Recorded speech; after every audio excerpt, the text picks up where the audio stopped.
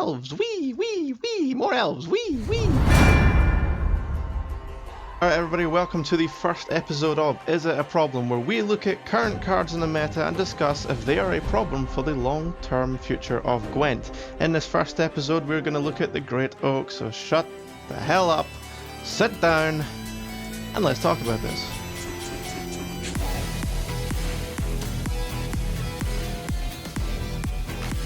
Okay, so unless you have been living under a rock for the past little while, or you are completely new to Gwent, you will know what the Great Oak is, but for the benefit of those who don't, the Great Oak is a 13 provision, 8 base strength, Scoia'tael gold card with the following ability.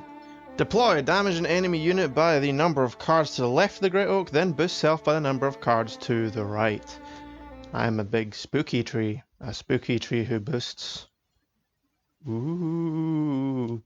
So the Great Oak has been a problem in the meta for a while now, or certainly has been extremely prevalent. It is pretty much auto-included in the most popular Scoia'tael archetypes right now, those being Elswarm and Harmony.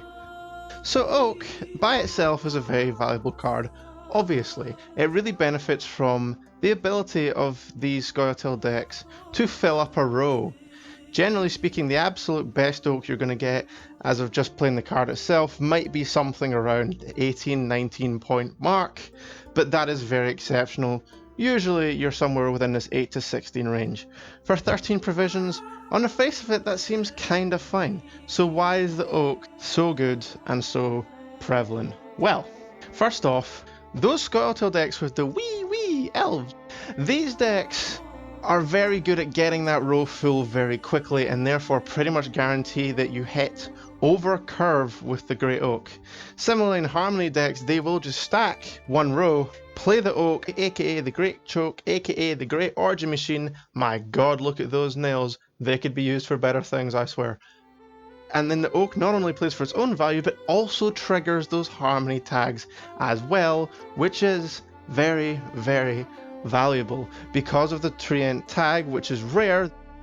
In addition to this, a card which is in theory a long round card in the Oak is actually very good still in short rounds. One, because of its high base strength, and two, because these decks tend to be able to play at least 3 or 4 units on the row in a short round before playing the Oak, even in a short round 3 sometimes.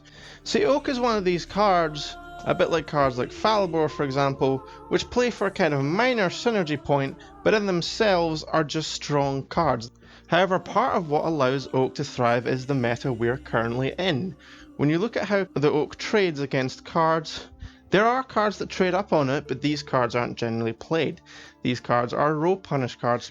These cards' general absence from the meta allows Oak to trade up against the decks it's playing against, because their only real way to try to deny value from the Oak is to kill the cards in a row or to move them. And imagine for a moment Oak had been present in a far more control heavy meta. For example, the Crimson Curse meta, when Dettlaff first came out and Regis first came out, there weren't that many cards surviving the game, and the idea of playing a card which relied upon filling an entire row for value would have been nonsensical. When the Oak was first released, people didn't even think it was going to be that good. I remember comments at the time were generally in the area of, we like the idea, it's a kind of neat concept, the numbers may not be there yet. We're now talking about it being potentially a problem. And so, where does this leave the Great Oak in terms of how problematic it can be? Well, in my opinion, you don't need to giga nerf the Oak. The thing making the Oak good isn't the Oak itself. It is 1, the current state of the meta, and 2, the ability of the popular Scoia'tael decks to popularize a row very quickly and efficiently. Therefore, I could see in that context perhaps a cut of the base strength to 7, but if you were going to change the Oak, in my opinion there's a much better way to do it, and I'm going to tell you how you fix it. So there's the How You Fix It segment, the segment where I design the game better in CDPR, because I'm of course a genius and a smart arse, and yeah, I don't know, it's just an idea segment. I'd love to hear ideas from other people, but I'm not going to listen to them. This is my show, it's about me, damn it, me.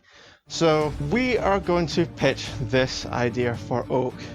Put Oak to 1 strength and make its ability double on each side.